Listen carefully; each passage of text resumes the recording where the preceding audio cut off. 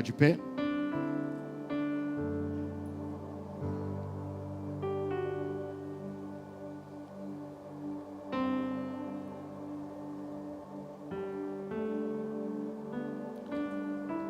Abra sua Bíblia no livro de Hebreus. Hebreus capítulo 11.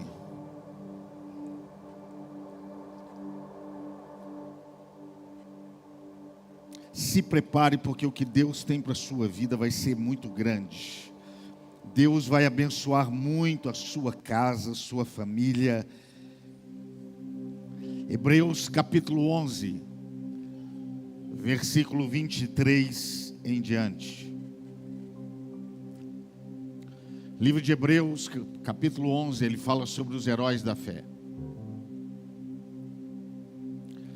Hebreus capítulo 11, versículo 23 em diante diz assim: pela fé, o que está escrito?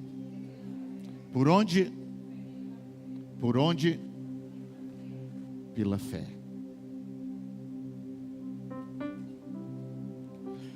Hebreus são várias histórias de grandes homens, e todo o texto vai começar assim: pela fé.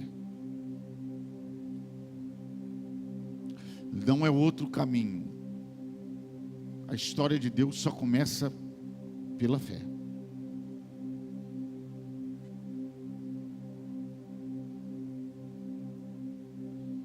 Pela fé, Moisés, depois de nascer, foi escondido por seus pais durante 3 meses. Porque viram que era um menino bonito e não temeram o decreto do rei. Pela fé,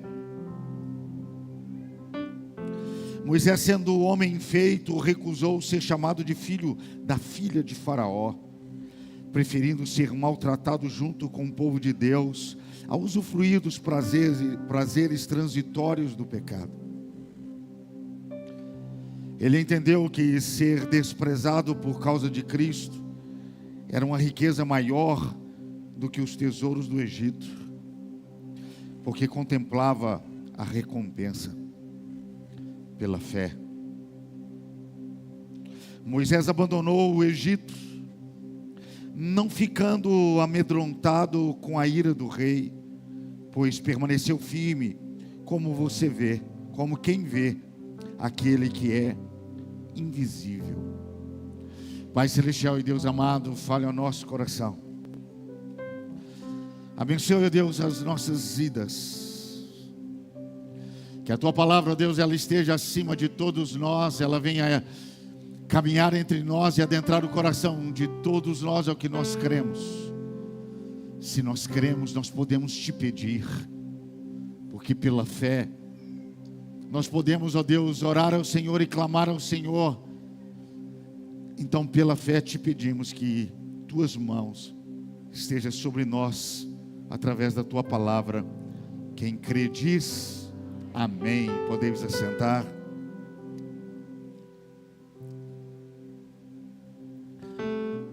Dentro desses heróis da fé, a Bíblia diz sobre tantos. E desses tantos heróis da fé, a Bíblia vai falar sobre Moisés. E vai contar um pouco, um resumo da sua história.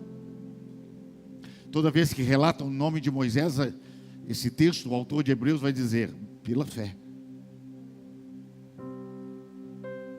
Uma história que a Bíblia vai contar com Deus. Porque não existe história sem Deus se não for pela fé. É pela fé que se marca histórias, se forma, se cria histórias. A história de Moisés é um pouco depois de tantas outras histórias tão importantes. Um homem tão usado por Deus, seus antepassados, quando ele vai viver a sua história, Israel estava escravizado há 400 anos. Mas houve uma história para esse povo crescer, até se ser escravizado.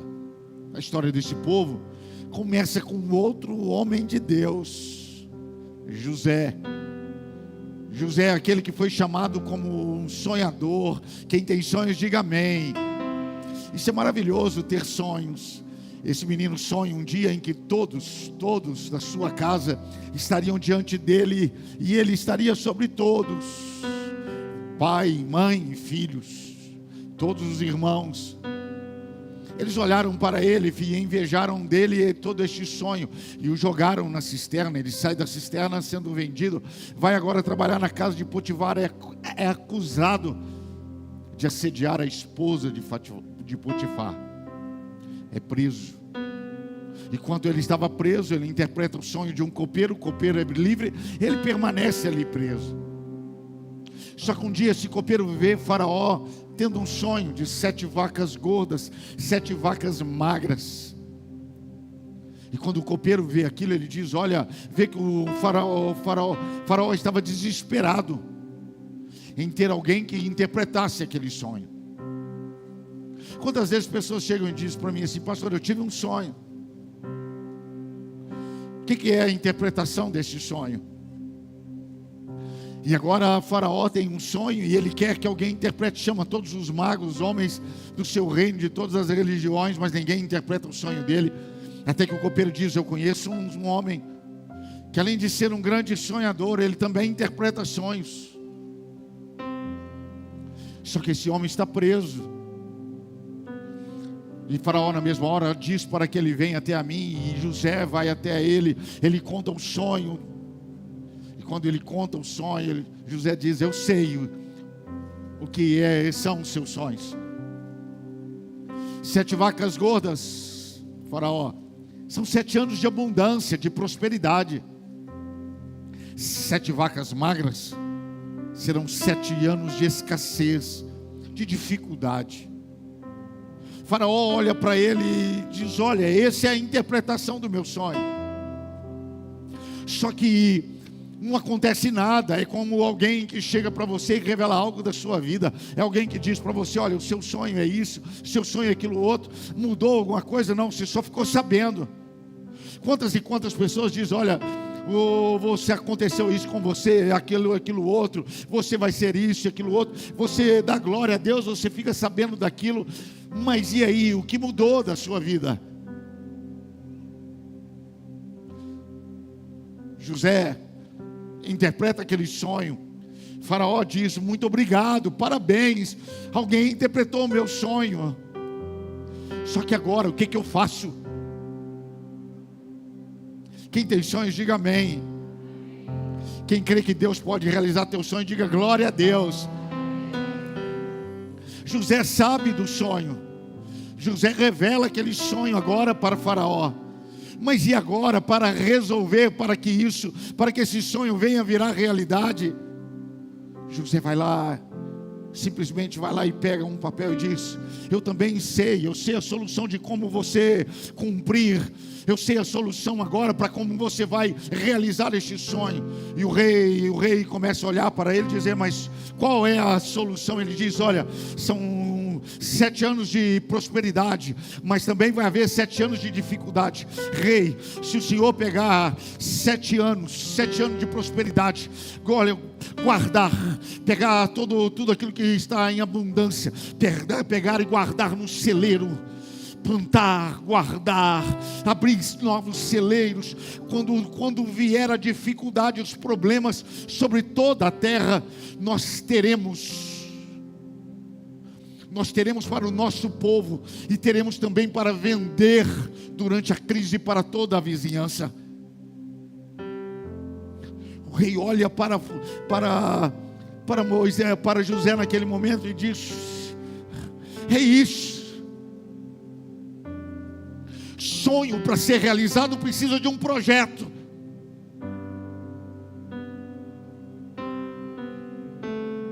Porque se você for ao cemitério, lá tem muitos sonhadores e sonhos lá dentro. Sonhos que não foram colocados, sonhos que não foram escritos, sonhos que não viraram dia a dia da pessoa. E quando ele interpreta os sonhos, Faraó não diz nada, o rei não diz nada, mas na hora que ele dá um projeto para o rei tira o anel que estava no seu dedo e coloca no dedo de José e o transforma em governador sobre o Egito.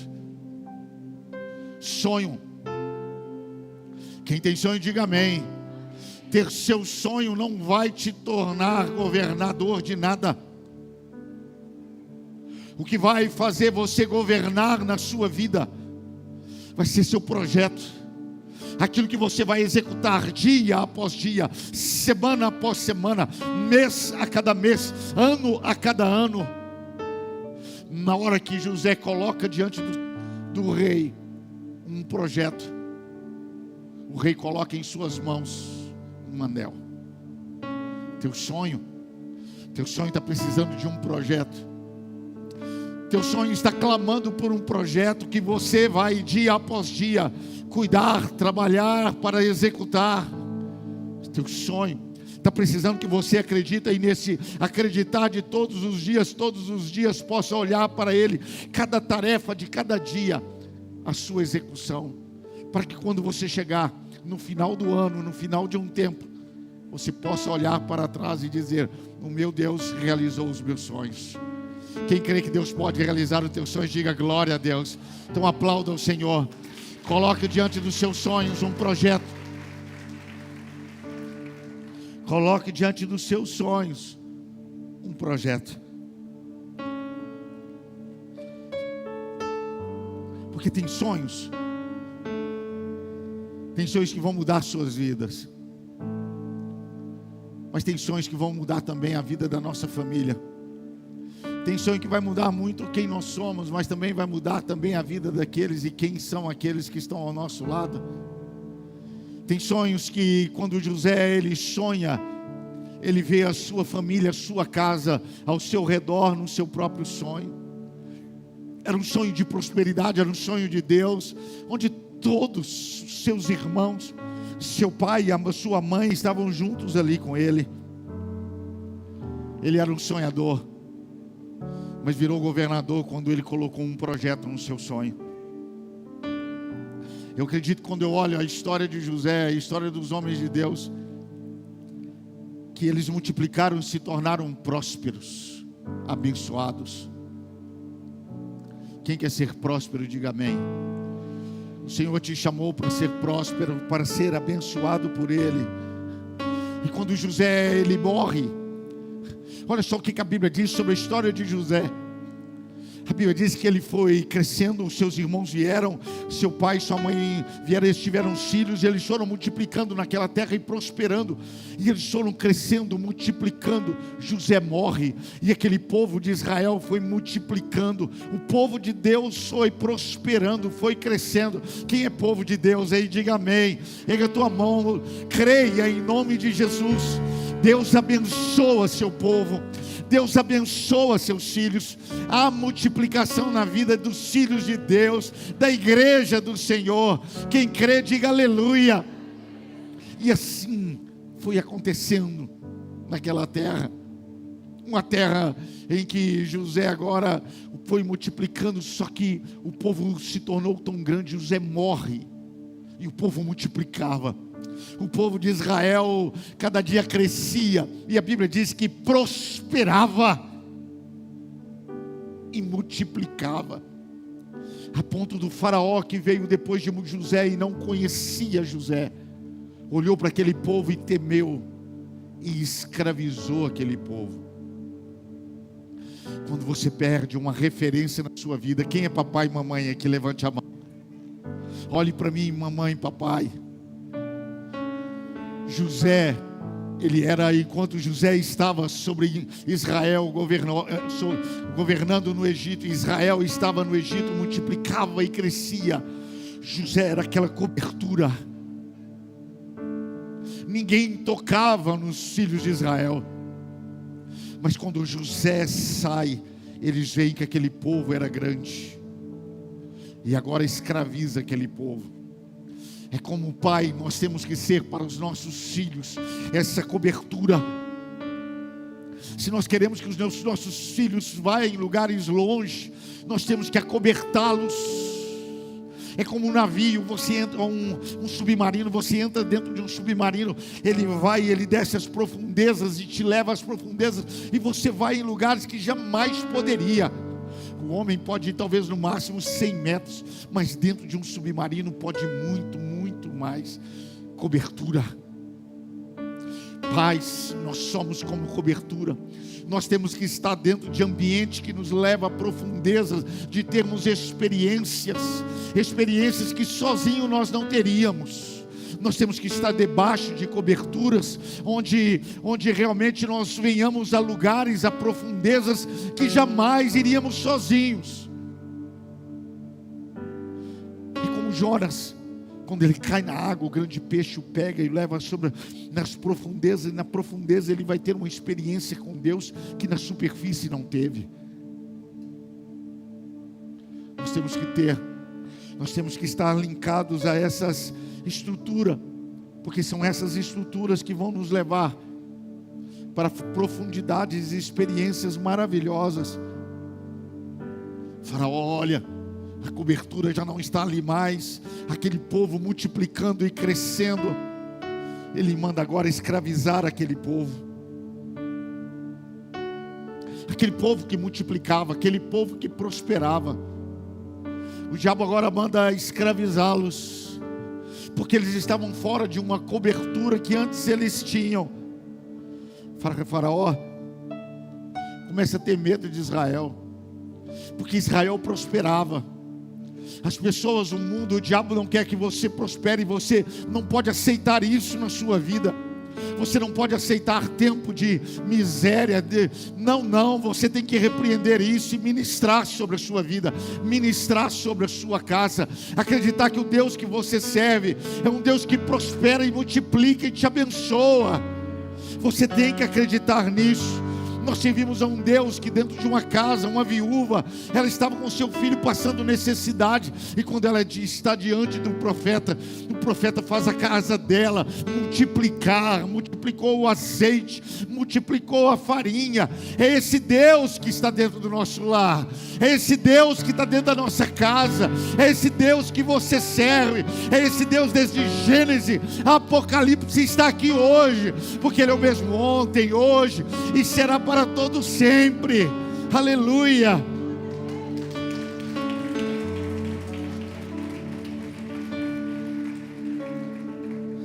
É um Deus de uma experiência de multiplicação de uma multidão, de uma nação. É um Deus de experiência de uma multiplicação quando Ele entende, quando Ele se encontra com a multidão. Mas Ele é um Deus também de multiplicação quando Ele entra dentro de uma casa, tem uma viúva com 2 crianças. Ele está dizendo para nós que não é quantidade de pessoas que vai mudar aquilo que Ele é e aquilo que Ele faz. Aquilo que Ele faz com um, Ele faz com 1 milhão. Porque Ele age no muito, Ele também age no pouco.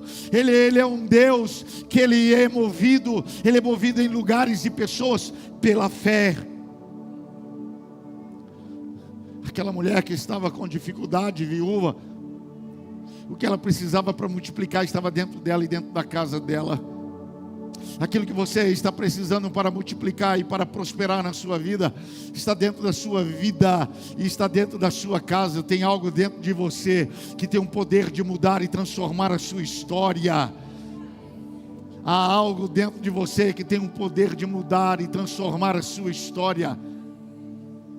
Creia nisso, porque foi isso que o autor de Hebreus escreveu. Por isso que ele começa dizendo: pela fé. É o que estava dentro. O começo, o início, é aquilo que estava dentro dele. Moisés. Deus não erra. O povo é escravizado 400 anos. Quantas mães e quantos pais não estavam ali tristes, chorando. É um tempo que havia uma ideia de que o libertador estava vindo, estava para nascer. Faraó então manda agora matar todas as crianças, meninos, até 2 anos de idade.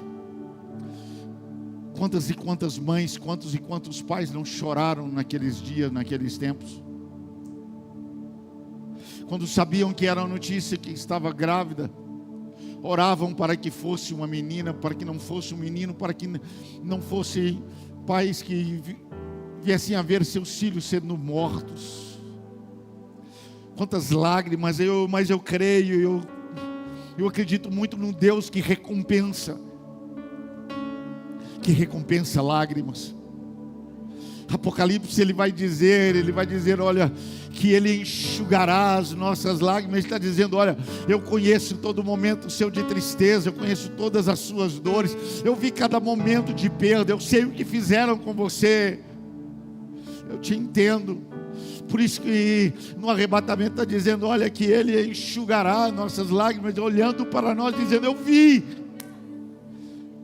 A resposta de enxugar a lágrima é recompensar por você ter chorado tanto, ter derramado tanta lágrima.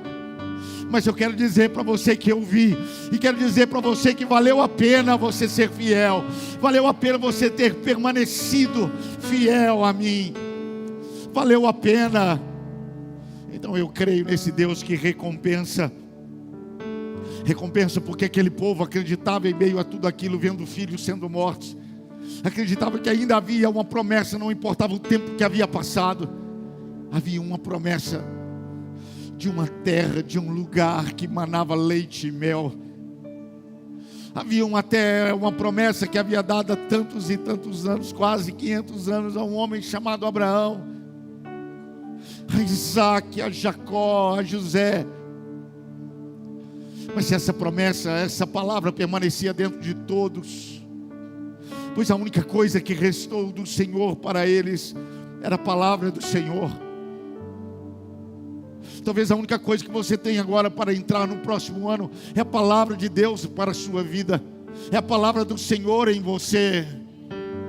Mas Israel se apegou a essa palavra, a esse lugar prometido, a esse tempo que o Senhor havia, a essa promessa que o Senhor havia de levá-los a este lugar.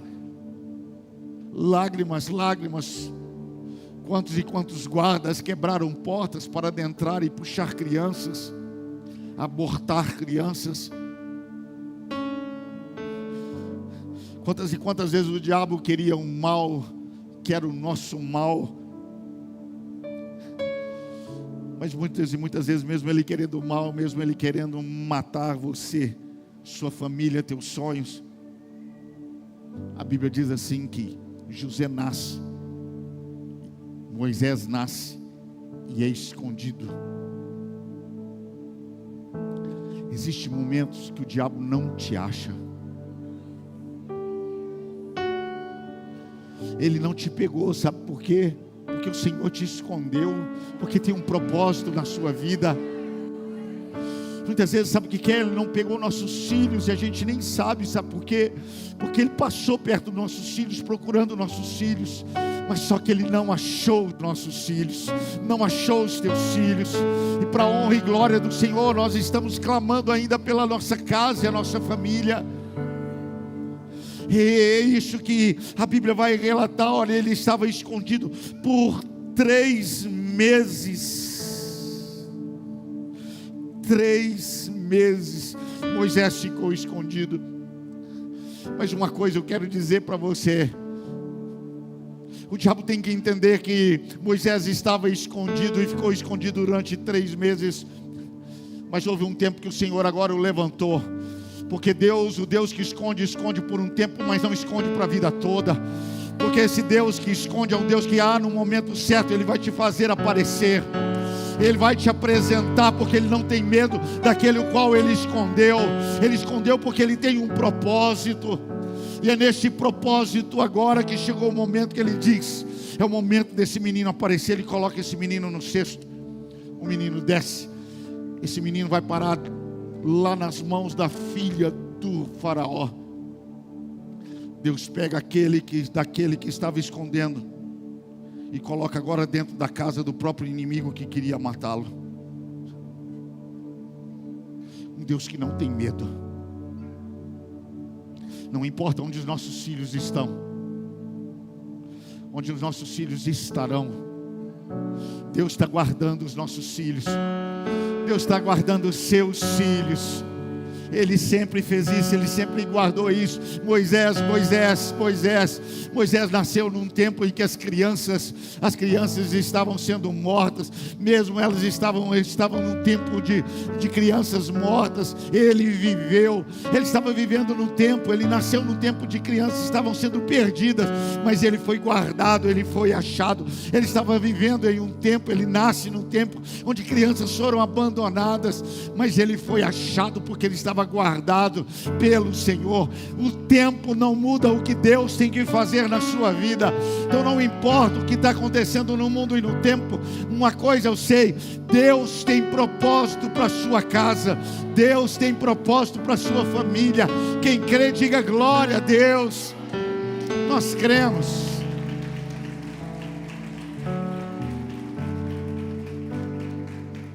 Ele é escondido, mas aos 3 meses ele é apresentado. E apresentado agora àquele que queria matá-lo. Deus o apresenta quando ele é criança. Deus o apresenta quando ele agora se torna aos 80 anos de idade. Não importa se você está velho, não importa se você está novo, se você está com Deus, não tenha medo do diabo.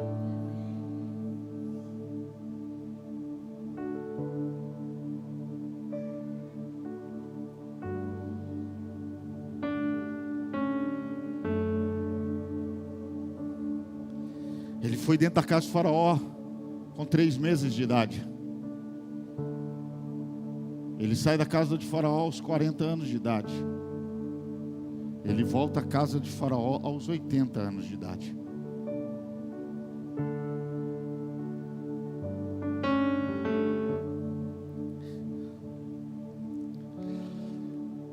Para de ficar escondido.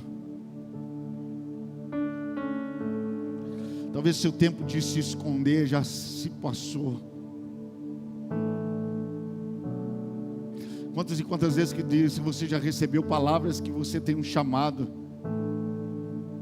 Onde você está escondido até hoje? Já se passaram anos, 10, 20 anos, e você continua escondido na sua casa. Eu me lembro que quando eu comecei assim, estava empolgado e tal, eu ia pregar em algum lugar, eu ficava pregando dentro do quarto, colocava o celular, Mateus, e contava ali o tempo da minha mensagem, e pregando, depois eu ouvia, voltava, gravava de novo, não tinha ninguém, escondido.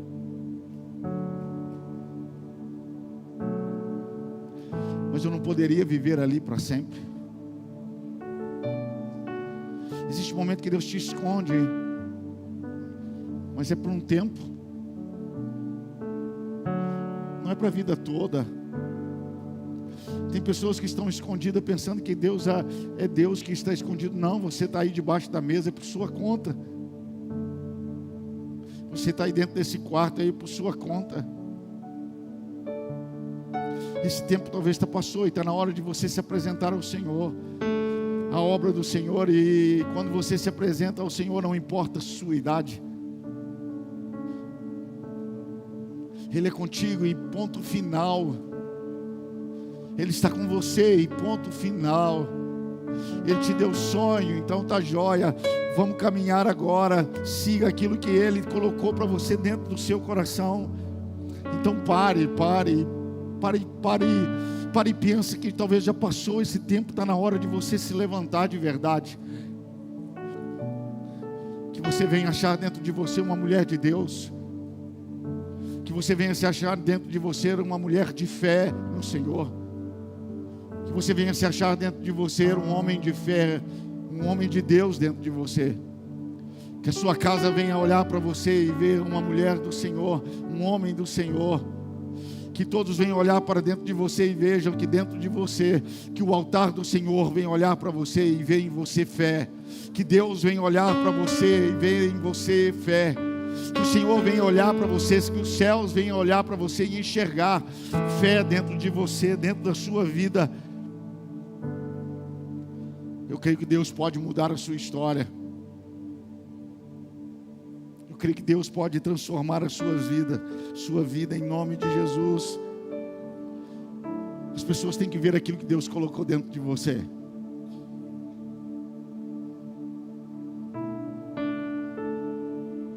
Um dia Deus disse a Abraão: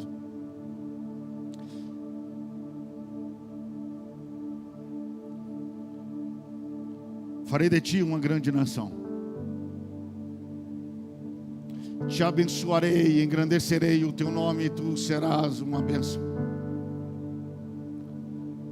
Abençoarei os que te abençoarem e amaldiçoarei os que te amaldiçoarem, e em ti serão benditas todas as famílias da terra. A única coisa que Abraão tinha na vida: fé.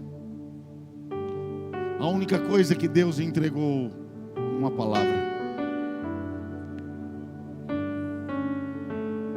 Não queira mais do que isso para mudar a sua história.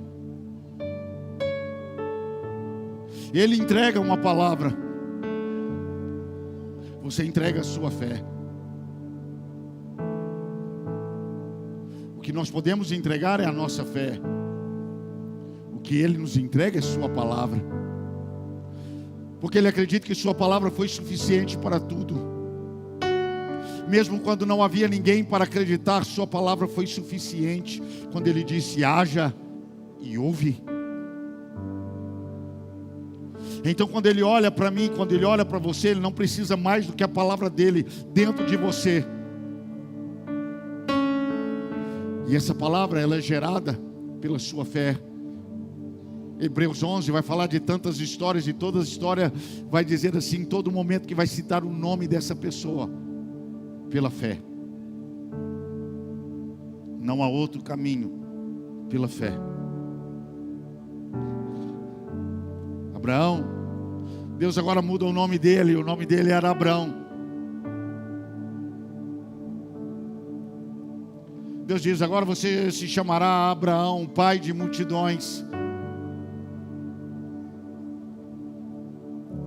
Dá um outro nome, muda o nome, acrescenta algo no nome, mas não é, ele não tocou no nome, ele colocou uma nova história naquele nome. É uma nova história, porque quando ele chama o seu nome, ele está querendo agora colocar nesse nome seu uma nova história. Quando ele diz para Jacó: Jacó, seu nome mais não será mais Jacó, mas sim Israel. Ele não estava trocando o nome, ele estava colocando uma nova história. É um Deus que simplesmente acrescenta a história. É um Deus que Ele entende que na sua história tem que existir, no seu nome tem que existir uma história com Ele. No seu nome tem que existir uma história com Ele. Você tem que entender que dentro do seu nome você tem que construir uma história com Deus. E essa história com Deus no seu nome, ela só é construída pela fé.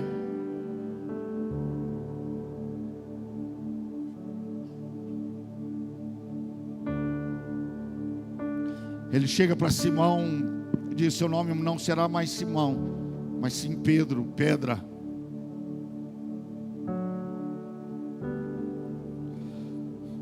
A partir de hoje a sua história, eu vou te dar uma nova história. Seu nome está precisando de uma história de Deus, uma história diferente.